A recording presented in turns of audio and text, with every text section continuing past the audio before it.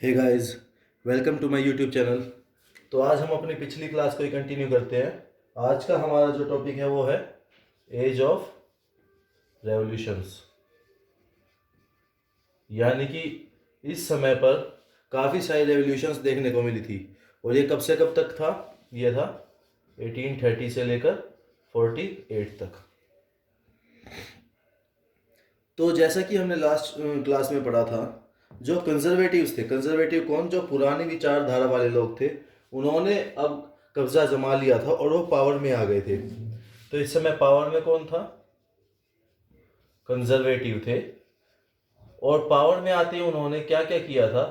Liberals और nationalist को side में कर दिया था और पुराने रीति रिवाज दोबारा से ले आए थे। और इस दौरान उन्होंने सबसे पहले क्या किया था? जो फ्रांस था, फ्रांस के अंदर बर्बन डायनासिटी दोबारा से इन्होंने स्थापित कर दी थी। और कब की थी? 1815 के अंदर। तो इस दौरान क्या हुआ? 1830 के आसपास जो ये लिबरल्स और नेशनलिस्ट थे ना, इन लोगों को बहुत ज़्यादा महत्व देने लगे लोग। तो आज हम इसके बाद हम आगे पढ़ते हैं। तो इसके बाद इसके बाद क्या हुआ? ये पावर में आए थे 1830 से हम 48 तक क्यों पढ़ते हैं उसको हम देखते हैं आज। तो दोस्तों, जैसे जैसे ये कंजर्वेटिव्स अपने पावर को बढ़ाने की कोशिश कर रहे थे, उसी दौरान नेशनलिस्ट और जो लिबरलिस्ट थे, इन सब को काफ़ी ज़्यादा पॉपुलैरिटी मिलती जा रही थी यूरोप के कुछ एरियाज़ में, जैसे इटली, जर्मनी और आपका Ottoman Empire, Ireland, Ottoman Empire, Ireland और पोलैंड। तो इनके अंदर ये जो नेशनलिस्ट थे और ये लिबरलिस्ट थे, इनको काफ़ी ज़्यादा पॉपुलैरिटी मिलती जा रही थी। तो ये जो रेवोल्यूशंस थे, इनको लीड कौन कर रहे थे? यही ऑब्वियस है, लिबरल नेशनलिस्ट लीड कर रहे थे। और ये कौन थे? ये थे एजुकेटेड मिडिल क्लास। तो जानने वाली बात ये है, जो इसके अंदर अब की बार जो लीड कर रहे थे वो थे एजुकेटेड मिडिल क्लास।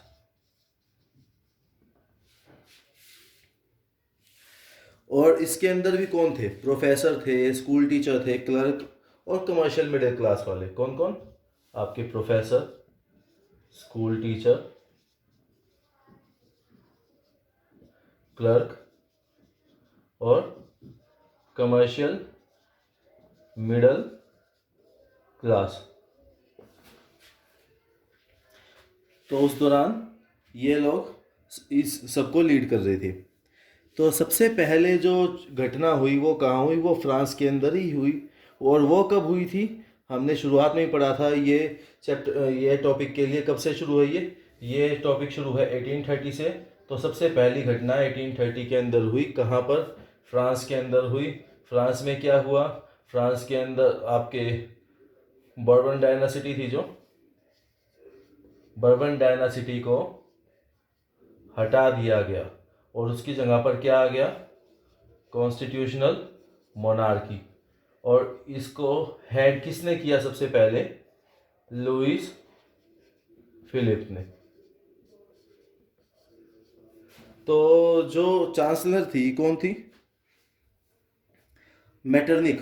मैंने आपको पिछली क्लास में बताया था, उन्होंने एक बात बोली थी फ्रांस के लिए कि जब फ्रांस छींकता है तो पूरे यूरोप को जुखाम हो जाता है, सर्दी जुखाम हो जाता है। किस लिए? कि फ्रांस के अंदर जब भी कोई चेंज आया है पूरे यूरोप में वो देखने को मिला है। तो इसके बाद क्या हुआ? इसके बाद जो है क्या हुआ? जुलाई, ये जो रेवोल्यूशन हुई थी ये जुलाई के अंदर हुई थी। तो इसको जुलाई रेवोल्यूशन भी बोला जाता है। तो जुलाई रेवोल्यूशन के बाद क्या हुआ? इसको हम इरेज करते हैं।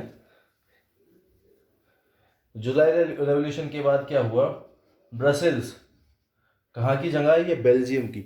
ब्रसेल्स के अंदर जो है एक स्पार्क आ गया, मतलब लोगों के अंदर उनको, फ्रांस वालों को देखकर दोबारा से एक भावना जागी, जिस वजह से क्या हुआ? बेल्जियम जो आज एक इंडिपेंडेंट कंट्री है, किससे अलग होगी? United kingdom of the Netherlands. जी हाँ, ये सब पहले एक होता था, आज नीदरलैंड्स भी अलग है, यूनाइटेड किंगडम भी अलग है। तो फ्रांस के रेवोल्यूशन, वो हल्की सी जो घटना हुई थी, अपहीवल हुआ था, उसकी वजह से ब्रसेल्स में एक स्पार्क आया, एक चिंगारी आई लोगों में दिमाग में, और उन्होंने क्या किया, बेल्जियम अपना अलग देश बना लिया इनसे। तो ये, इसके अलावा एक और बहुत बड़ा इवेंट था जिसकी वजह से लोगों के मन में और ज़्यादा देशभक्ति की भावना जागी। वो कौन सा था? वो था आपका ग्रीक वार ऑफ इंडिपेंडेंस। जैसा कि आपको नाम से ही पता चल रहा है, ये ग्रीस से जुड़ा हुआ था। ग्रीस एक कंट्री है जो यूरोप के अंदर। तो क्या हुआ था, ग्रीस जो है ऑटोमन एम्पायर का एक हिस्सा था। किसका पार्ट था? Ottoman Empire. और ये जो था, ये एक मुस्लिम एम्पायर था। क्या था ये? एक मुस्लिम एम्पायर। जबकि ग्रीस को हम लोग क्यों जानते हैं? उसके हिस्टोरिकल जो एक अलग ही उसका कल्चर था, उसके लिए हम ग्रीस को जानते हैं। लेकिन जब मुस्लिम एम्पायर ने कब्जा कर लिया था तो वो कल्चर ख़त्म होता जा रहा था। तो इससे क्या हुआ कि जो रेवोल्यूशनरी नेशनलिज्म की था यूरोप के अंदर, वो काफ़ी ज़्यादा बढ़ता जा रहा था। और इस वजह से ग्रीक लोगों के अंदर भी ये भावना काफ़ी ज़्यादा बढ़ी। और इन्होंने शुरुआत कब की? 1821 में इसकी शुरुआत करी। किसकी? ग्रीक वॉर ऑफ इंडिपेंडेंस आपका 1821 में शुरू हुआ था। लेकिन ध्यान रखना, ये शुरू हुआ था, ये ख़त्म नहीं हुआ था। कहीं आप सोचो सर 1830 से 48 तक हम पढ़ा रहे हैं, तो ये शुरुआत की बात हो रही है। छोटी मोटी लड़ाइयाँ थी जिस वजह से ये बढ़ता जा रहा था। धीरे धीरे लोगों में क्रांति की आग जो है वो बढ़ती गई, लोगों में नेशनलिज्म और ज़्यादा बढ़ चढ़ के आने लगा। तो क्या हुआ, जो ये ग्रीक थे, ग्रीक के कल्चर को दुनिया भर के लोग काफ़ी ज़्यादा मानते थे। इस वजह से लोगों के अंदर सिंपैथी थी कि ग्रीस इतना अच्छा देश होने के बावजूद इसका सारा कल्चर जो है ख़त्म होता गया है। तो लोगों की तरफ से इसको सिंपैथी मिल रही थी। अब इसके अंदर क्या हुआ, जो पोएट और कौन, पोएट और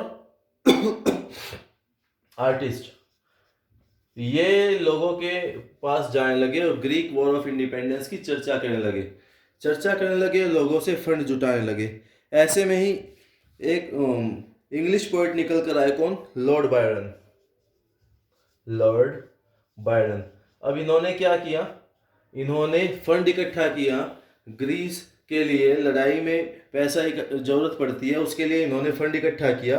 और इवन ये लड़ाई में भी गए, जहाँ पर ये कब मारे गए, ये 1824 में इनकी मौत हो गई लड़ाई के दौरान। लेकिन हुई किस वजह से? फीवर की वजह से। जी हाँ दोस्तों, बुखार की वजह से उस टाइम पर इनकी मौत हो गई। उस टाइम बुखार होना ही बहुत बड़ी बात थी, क्योंकि उस टाइम हमारे पास इसका इलाज नहीं था इतना ज़्यादा। फाइनली ट्रीटी ऑफ कॉन्स्टेंटिनोपल हुआ।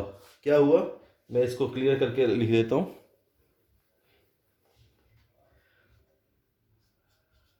ट्रीटी ऑफ कॉन्स्टेंटिनोपल, ये कब हुआ था? ये हुआ था 1832 के अंदर। तो इसीलिए इसका जिक्र किया गया है इसके अंदर। और ये जो ट्रीटी ऑफ कॉन्स्टेंटिनोपल है, इसके अंदर बाद में ग्रीस को इंडिपेंडेंट नेशन घोषित कर दिया गया। तो ये यहाँ तक क्लियर है। चलते हैं हम अपने अगले टॉपिक पर। तो दोस्तों आगे चलते हैं। अब हम पढ़ेंगे रोमांटिसिज्म।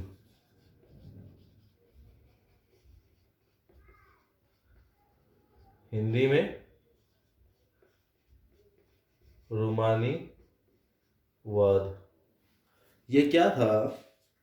तो नेशनलिज्म जो डेवलपमेंट थी, वो सिर्फ और सिर्फ आपको वॉर से या टेरिटोरियल एक्सपेंशन से नहीं मिलती, यानी लड़ाई झगड़े और बस अपना एरिया बढ़ाने से नहीं था मतलब। बल्कि इसके अंदर क्या था, कल्चर भी एक बहुत बड़ा हिस्सा था। कल्चर को भी ये बहुत ज़्यादा ज़रूरी मानते थे। तो ऐसे में रोमांटिसिज्म निकल के आया। रोमांटिसिज्म एक कल्चरल मूवमेंट था, और इसने क्या किया, अम,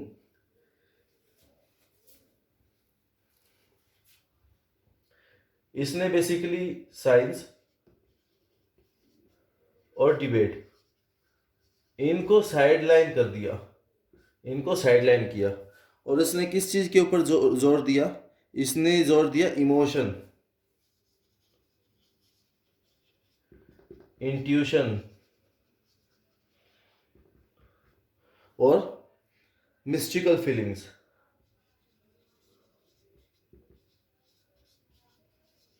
इसने इनके ऊपर जोर दिया।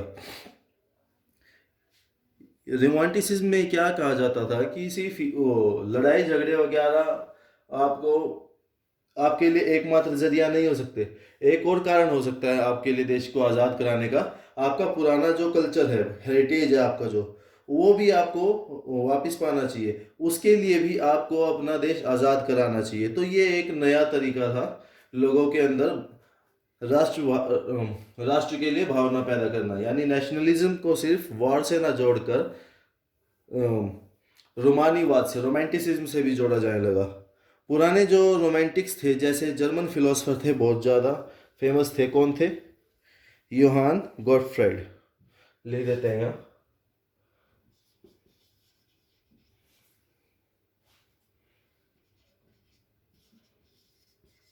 तो इनका नाम क्यों लिया जा रहा है यहाँ पर? क्योंकि ये, इन्होंने क्लेम किया कि ट्रू जर्मन कल्चर जो था वो लोगों के अंदर, आम लोगों के अंदर था। जो जर्मनी के आम लोग थे, यानी कॉमन पीपल थे, उनके जो कल्चर थे वो एक्चुअल में जर्मन कल्चर था। तो इन्होंने उस चीज़ के ऊपर जोर दिया, और उसको क्या कहा गया? उसको नाम दिया गया दस फॉक। ये कल्चर को नाम दिया गया कॉमन लोगों के। और फिर इसके बाद क्या किया इन्होंने? इसके बाद फोक सॉन्ग्स, फोक पोएट्री और folk dances, folk song, poetry, dances, ये सब चीज़ें इस्तेमाल की जाने लगी लोगों के अंदर, ये सब भावनाएं जगाने के लिए। अच्छा, इसके बाद मतलब जोर दिया जाने लगा वर्नैक्युलर लैंग्वेजेस के ऊपर। वर्नैक्युलर लैंग्वेज आपकी कौन सी होती थी? जो आम बोली होती है वहाँ पर। जैसे हर जगह के लिए अलग अलग बोलियाँ होती हैं, जिसको लोकल डायलेक्ट भी बोल देते हैं हम लोग कई बार। तो वो आपकी वर्नैक्युलर लैंग्वेज थी। इन्होंने वर्नैक्युलर लैंग्वेज का क्यों इस्तेमाल किया? इसके दो रीज़न थे। पहला रीज़न था ताकि लोगों के अंदर देशभक्ति, अपने देश के प्रति भावना जागे। दूसरी बात, कई लोग थे जो पढ़े लिखे नहीं थे, तो उनको सिर्फ अपनी लोकल डायलेक्ट के बारे में जानकारी थी, तो उनको भी समझने में कोई समस्या ना आए। इस वजह से इसका इस्तेमाल किया जाने लगा। और ये स्पेशली ये जो काम हुआ था, ये काम हुआ था पोलैंड के अंदर। पोलैंड के साथ क्या किया था? इसको डिवाइड कर दिया गया था हिस्सों में। और किसके द्वारा? थ्री पार्ट्स थी, रशिया, प्रशिया और ऑस्ट्रिया। इन तीनों ने मिलकर पोलैंड को डिवाइड कर दिया था। तो वहाँ पे बेशक पोलैंड जो है अब एग्जिस्ट नहीं कर रहा था, उसको डिवाइड कर दिया गया था। बावजूद इसके पोलैंड के अंदर लोगों में नेशनलिज्म की भावना थी। लोगों के अंदर अब भी मतलब अपने देश के प्रति भावनाएं थी कि हाँ, हमारा देश है पोलैंड एक। तो उसके लिए ये क्या करते थे? ये जो अपनी फीलिंग्स थी उनको कैसे दर्शाते थे, कैसे दिखाते थे? म्यूजिक और लैंग्वेज के थ्रू। क्या क्या? म्यूजिक एंड लैंग्वेज, ये इस्तेमाल किया जाने लगा। अब कुछ इम्पोर्टेंट, जैसे हम नाम लें कैरल कुरपिंस्की, कैरल कुरपिंस्की। तो इन्होंने क्या किया? इन्होंने ओपराज और म्यूजिक का इस्तेमाल किया इन्हीं चीज़ों को और आगे बढ़ाने के लिए, लोगों तक पहुंचाने के लिए। ओपेरा और म्यूजिक और फोक डांसेस जो थे पोलैंड के, कौन कौन से फोक डांसेस थे? पोलोनेज और मजूरका, ये पोलैंड के फोक डांसेस थे। तो इनके ऊपर भी इन्होंने काफ़ी जोर दिया और इसको एक नेशनल सिंबल बना दिया गया। लैंग्वेज जो थी उसने भी काफ़ी इंपॉर्टेंट पार्ट प्ले किया पोलैंड के लिए।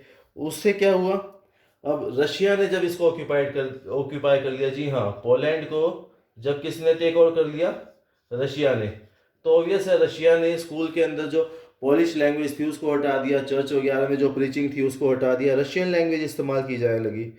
1831 के अंदर एक छोटा मोटा रिबेलियन भी हुआ था। कब? 1831 के अंदर एक हल्का सा रिबेलियन हुआ। किसकी तरफ से? पोलैंड की तरफ से। तो रशिया ने उसको दबा दिया था। लेकिन इसके बाद क्या हुआ, कई सारे लोग थे वो जो है पोलिश को ही यूज़ करने लगे हर जगह पर। क्लर्जी लोग थे जो पोलैंड के, वो पोलिश लैंग्वेज यूज़ करने लगे। और इवन चर्च की गैदरिंग्स हो कहीं पर भी ये अपनी पोलिश लैंग्वेज को यूज़ करने लगे, पोलैंड के लोग पोलिश को। इस वजह से रशिया को बड़ा गुस्सा आया। इवन कई सारे लोगों को इन्होंने बंदी भी बना लिया था और उनको जेल में भेज दिया गया था। क्यों? एज अ पनिशमेंट, क्योंकि वो रशियन लैंग्वेज के अंदर प्रीच नहीं कर रहे थे, लोगों को अपनी तरफ नहीं बुला रहे थे। तो जो पोलिश लैंग्वेज का यूज़ था वो भी एक सिंबल बन गया था स्ट्रगल का अगेंस्ट रशियन डोमिनेंस। तो ये हमारा रोमांटिसिज्म था। अब इसके आगे हम लोग अगले टॉपिक पे चलेंगे। यहाँ तक सबको क्लियर है? तो गाइज मेरा अगला टॉपिक क्या है? Hunger, hardship and popular revolt. तो बेसिकली क्या हुआ, 1830s के अंदर काफ़ी ज़्यादा इकोनॉमिक क्राइसिस हुए। कहाँ पर? यूरोप के अंदर। यूरोप के अंदर काफ़ी ज़्यादा आर्थिक स्थिति खराब हो गई। तो जो पहला हाफ था 19th सेंचुरी का, यानी अराउंड 1850s तक, तो उस समय पर जो है काफ़ी ज़्यादा इंक्रीज हुआ पॉपुलेशन में, काफ़ी ज़्यादा ये बढ़ गई। तो इस वजह से क्या हुआ, जो जॉब सीकर थे वो ज़्यादा हो गए, जॉब सीकर ज़्यादा हो गए और जॉब प्रोवाइडर जो है कम हो गए। ठीक है, तो ये पॉपुलेशन बढ़ने का सबसे ज़्यादा बुरा असर पड़ता है। इकोनॉमिक क्राइसिस बहुत ज़्यादा बढ़ जाते हैं। तो ऐसे में क्या हुआ, ज़्यादा कंट्रीज़ के अंदर क्या हुआ, जो लोग गांव में रहते थे, रूरल एरिया से लोग कहाँ पर माइग्रेट करने लगे, वो शहरों की तरफ माइग्रेट करने लगे, सिटीज़ की तरफ माइग्रेट करने लगे। अब क्या हुआ, सिटीज़ पहले से ही क्या थी, ओवर क्राउडेड थी। लोग स्लम में रहने लगे, स्लम यानी कि झुग्गी झोपड़ी में अब लोग रहने लगे थे। तो ऊपर से जो छोटा मोटा व्यापार करने वाले थे, स्मॉल प्रोड्यूसर थे, उनको काफ़ी ज़्यादा टफ कंपटीशन झेलना पड़ रहा था। अब ये कंपटीशन किससे झेल रहे थे वो? इंग्लैंड से। इंग्लैंड के अंदर तब तक क्या आ चुका था, इंडस्ट्रियल रेवोल्यूशन आ चुका था। तो इंग्लैंड जो है उस समय काफ़ी ज़्यादा आगे था। तो ये जो है टफ कंपटीशन तो झेल ही रहे थे, स्पेशली किसमें, टेक्सटाइल की फील्ड के अंदर। अब जो ये छोटे मोटे काम करने वाले लोग थे ये अपने घरों के अंदर ही काम करते थे, छोटी मोटी इन पे मशीन थी। जबकि इंग्लैंड के अंदर क्या था, मैकेनिकल सारा काम होने लगा था, लगभग बहुत कम पैसों में आपको अच्छा टेक्सटाइल मिल जाता था। तो इस वजह से भी काफ़ी ज़्यादा समस्या आ गई थी। और ऊपर से जिस एरिया के अंदर यूरोप के अगर एरिस्टोक्रेसी है, मोनार्की है अभी भी, वहाँ पर और ज़्यादा समस्या थी लोगों को। क्यों? वहाँ पे फ्यूडल चार्जेस काफ़ी ज़्यादा थे और उनके ऊपर पाबंदियाँ भी काफ़ी लगी हुई थी। ऊपर से जो खाना था वो काफ़ी ज़्यादा महंगा होता जा रहा था, जिस वजह से लोगों में काफ़ी ज़्यादा नाराज़गी हो गई थी। 1848 के अंदर क्या हुआ, ईयर 1848 में खाने की कमी तो हो ही गई थी। तो इस वजह से लोगों के अंदर काफ़ी ज़्यादा नाराज़गी थी और उन्होंने क्या किया कि इन्होंने पेरिस के अंदर रहने वाले लोगों ने क्या किया, ये सड़कों पे उतर आए। और ये उस टाइम जो हमारे कौन थे, लुइस फिलिप आ गए थे ना, मैंने आपको बताया था 1830 के अंदर आ गए थे। तो इन्होंने उनके महल पे धावा बोल दिया और इनको वहां से भाग जाना पड़ा। उसके बाद एक नेशनल असेंबली सेटअप हुई दोबारा से, और इसने भरोसा दिलाया कि सब लोगों को काम मिलेगा और जॉब जरूरी बात है। इसने और क्या कहा, 21 एंड अबव मेल को क्या मिला, सफरेज, यानी कि राइट टू वोट। 21 या उससे ऊपर कोई भी हो, लेकिन मेल हो, कोई भी हो, उसको राइट टू वोट मिलेगा और राइट टू वर्क मिलेगा। इसके लिए इन्होंने नेशनल वर्कशॉप भी बनाई ताकि लोगों को काम मिले। शुरुआत में 1845 के अंदर जो सिलेसिया के वीवर्स थे, वीवर्स कौन, वीवर्स होते हैं वीविंग करने वाले, यानी कि कढ़ाई वगैरह करने वाले। तो इन्होंने क्या किया सिलेसिया के अंदर, अब हम सिलेसिया की तरफ आते हैं। सिलेसियन वीवर्स, इन्होंने धावा बोल दिया, रिवोल्ट शुरू किया, लीड किया, किसके अगेंस्ट, अगेंस्ट कॉन्ट्रैक्टर्स। जो इनको कॉन्ट्रैक्ट दिलाते थे उनके ही अगेंस्ट ये खड़े हो गए थे, जो कि इनको रॉ मटेरियल पहुंचाते थे और फिनिश टेक्सटाइल्स इनसे लेके आगे पहुंचाते हैं, मतलब जो बीच में पैसा इनसे खाते थे, उनके अगेंस्ट ही इन्होंने धावा बोल दिया। और क्यों, किस वजह से, क्योंकि जो ये कॉन्ट्रैक्टर थे इन्होंने ये पेमेंट जो है काफ़ी कम कर दी थी। तो इस तरह से दोस्तों जगह जगह पर इकोनॉमिक क्राइसिस आए थे और लोगों के अंदर रिवोल्ट भी जगह जगह हो रहा था, लोगों के अंदर काफ़ी ज़्यादा गुस्सा आ रहा था। इस वजह से पॉपुलेशन बढ़ रही थी, लोगों की ज़रूरतें बढ़ रही थी, लेकिन लोगों पे पैसा नहीं आ रहा था। तो ये टॉपिक ख़त्म, अब अगले टॉपिक पर चलते हैं। तो गाइज आज का हमारा लास्ट टॉपिक है रेवोल्यूशन ऑफ द लिबरल्स। अब हमने बात कर ली थी नेशनलिस्ट की, हमने बात की कंजर्वेटिव्स की, लास्ट में हम बात करते हैं लिबरल्स की। तो ये भी अपना अलग ही रेवोल्यूशन लेकर चल रहे थे। अब गरीबों की जो क्रांति थी, जो उनका रिवोल्ट था, उनका रेवोल्यूशन था, वो तो एक साइड पर चल ही रहा था यूरोप की कंट्रीज़ के अंदर। कब, 1848 के अंदर चल रहा था, हमने अभी पीछे पढ़ा था। लेकिन उसके साथ साथ एक और रेवोल्यूशन चल रहा था, वो कौन कर रहा था, यूरोप के अंदर ही educated middle class, educated middle class, ये भी इसको कर रहे थे।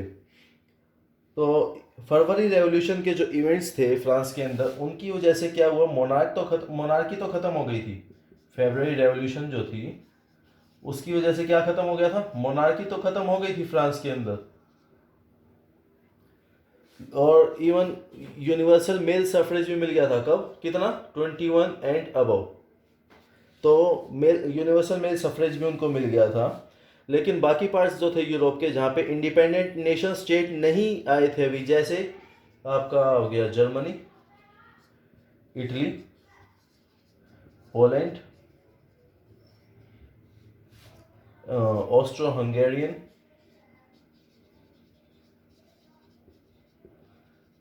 ये सब जो हैं इनके अंदर अभी भी ये मतलब नेशन स्टेट नहीं बने थे। तो इनके अंदर लोगों में नेशनल यूनिफिकेशन, लोगों ने क्या किया, आम लोगों ने नेशनल यूनिफिकेशन को जोड़ दिया। किसके साथ जोड़ दिया, इन्होंने पहले डिमांड की कॉन्स्टिट्यूशनलिज्म की, कॉन्स्टिट्यूशनलिज्म, यानी कि ये अपने लिए कॉन्स्टिट्यूशन चाहते थे और उसको इन्होंने किसके साथ जोड़ दिया, नेशनल यूनिफिकेशन, यानी देश के अंदर इन्होंने देश की एकता के साथ इसको जोड़ दिया। तो इन्होंने फ़ायदा उठाया, जो लोगों के अंदर गुस्सा आ रहा था ना कि मोनार्क के खिलाफ, कि हम लोगों को अपनी पार्लियामेंट चाहिए, तो इन्होंने उस चीज़ का फ़ायदा उठाया और इन्होंने क्या डिमांड की, एक ऐसा देश जिसमें क्या क्या हो, आपका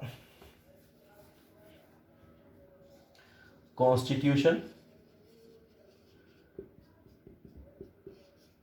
फ्रीडम ऑफ प्रेस, ये बहुत इंपॉर्टेंट है, फ्रीडम ऑफ प्रेस हर देश की होनी चाहिए। हमारे देश की काफ़ी बेकार रैंक है इस समय, 142 है, लेकिन काफ़ी अच्छी होनी चाहिए। और फ्रीडम ऑफ एसोसिएशन,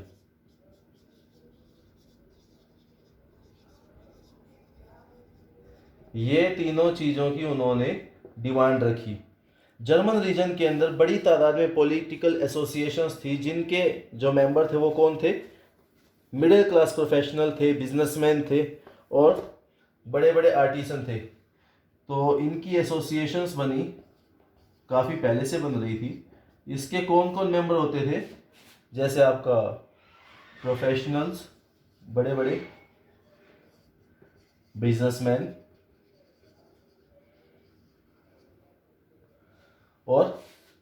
और आपके आर्टिसंस। तो ये सब हो सकते थे इसके अंदर, होते थे सॉरी इसके अंदर। तो ये सब लोग इकट्ठे हुए कहाँ पर? फ्रैंकफर्ट के अंदर ये इकट्ठे हुए। ये एक सिटी है जर्मनी के अंदर। तो ये सब यहाँ पर इकट्ठे हुए और इन्होंने डिसाइड किया कि वोट करेंगे किसके लिए? All German national assembly, German national assembly. इसके लिए इन सब ने मिलकर के वोटिंग कराई। 18 मई 1848 को, 18 मई 1848 को इन्होंने, उस दिन क्या हुआ? 831 इलेक्टेड रिप्रेजेंटेटिव्स थे, वो कहाँ पर गए?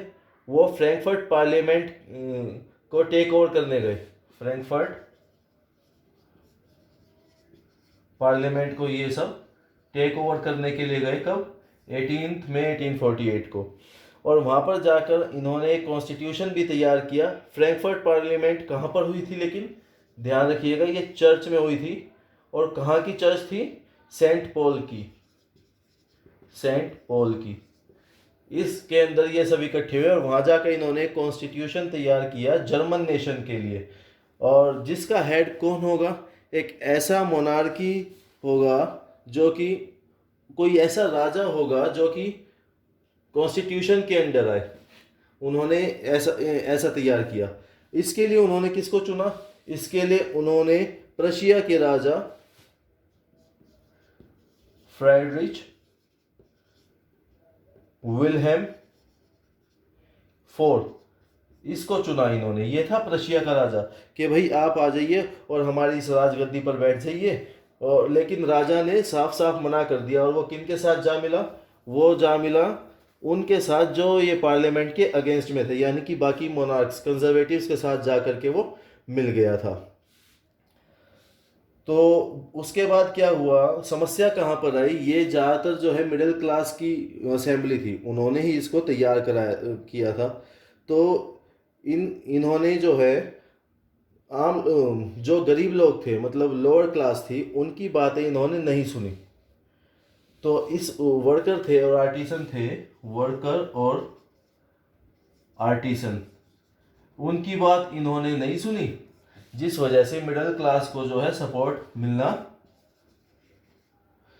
खत्म हो गया। मतलब इनको सपोर्ट भी नहीं मिला, क्योंकि ये इनके साथ मिलकर नहीं चल रहे थे, इसीलिए ये हट गए। अब जैसे ही इनको सपोर्ट नहीं मिला, आर्मी को बुला लिया गया और इनकी जो पूरी पावर थी, मतलब ये जो पूरी पार्लियामेंट थी, ये भंग हो गई थी। तो मतलब गए ना गए बराबर हो गया। अगर ये मिलकर चलते तो इनकी उसी टाइम पर जर्मन नेशन बन सकता था, कॉन्स्टिट्यूशन तैयार हो सकता था। अब औरतों के लिए उस टाइम पर मुद्दा उठाना एक कंट्रोवर्शियल बात थी कि उनको राइट टू वोट दिया जाए या नहीं।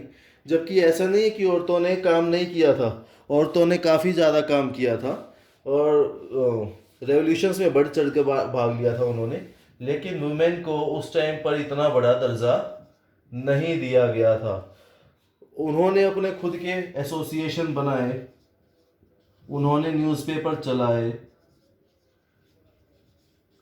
और इवन वो मतलब पॉलिटिकल गैदरिंग्स के अंदर भी आती थी, पॉलिटिकल मीटिंग्स में, गैदरिंग्स में, इन सब के अंदर वो प्रेजेंट रहती थी। इसके बावजूद इनके बारे में किसी ने ज़्यादा कुछ नहीं सोचा। और इवन जो फ्रैंकफर्ट पार्लियामेंट थी उसके अंदर भी इनको आने तो दिया गया, लेकिन सिर्फ एक दर्शक की तरह कि ये लोग आएंगे और सिर्फ देखेंगे कि क्या काम चल रहा है क्या नहीं। बेशक जो कंजर्वेटिव फोर्सेस थी, उन्होंने ये जो लिबरल मूवमेंट थी फ्रैंकफर्ट पार्लियामेंट वाली, इसको रोक दिया था, सप्रेस कर दिया था। लेकिन इनको ये बात मालूम चल गई थी कि ये जिस तरह काम कर रहे हैं उस तरह से काम नहीं चलेगा। तो इन्होंने क्या किया? इन्होंने अपने तौर तरीकों को बदला और इनको एक चीज़ समझ में आ गई थी कि लिबरल्स और नेशनलिस्ट इनको साथ में लेकर चलेंगे तभी फायदा है, वरना हम लोग इनको दबा नहीं पाएंगे और समय समय पर ऐसी समस्याएं आती रहेंगी। इसीलिए 1848 के बाद क्या हुआ, 1848 के बाद सेंट्रल और ईस्टर्न यूरोप की जो मोनार्कीज थी उन्होंने चेंजेस लाने शुरू कर दिए, जो कि वेस्टर्न यूरोप के अंदर 1850 के अंदर पहले से ही आ चुके थे। और इवन जो बॉन्डेड लेबर थी, बॉन्डेड लेबर यानी बंधुआ मजदूर, वो भी ख़त्म कर दी गई थी। हैब्सबर्ग डोमिनियन के अंदर ये ख़त्म की गई थी, रशिया के अंदर। हैब्सबर्ग के जो रूलर्स थे उन्होंने और ज़्यादा हंगेरियंस को आज़ादी दे दी थी 1867 के अंदर। तो कुल मिलाकर ये जो रेवोल्यूशंस थी लिबरल्स और नेशनलिस्ट की, इनकी वजह से काफ़ी ज़्यादा फ़ायदा हुआ था। बेशक बाद में जाकर ये दबा दिए गए थे, लेकिन लोगों को काफ़ी हद तक आज़ादी मिल गई थी। तो दोस्तों, यहाँ तक हमारा तीसरा टॉपिक ख़त्म हुआ है इस फर्स्ट चैप्टर का। तो कैसी लगी आपको माय वीडियो, कमेंट सेक्शन से ज़रूर बताइएगा। वही पुरानी वाली बात दोबारा, लाइक करें, सब्सक्राइब करें, शेयर करें, कमेंट करें, बेल आइकन दबाएं ताकि नोटिफिकेशंस आते रहें और मेरी कोई क्लास आपसे मिस ना हो। Thank you.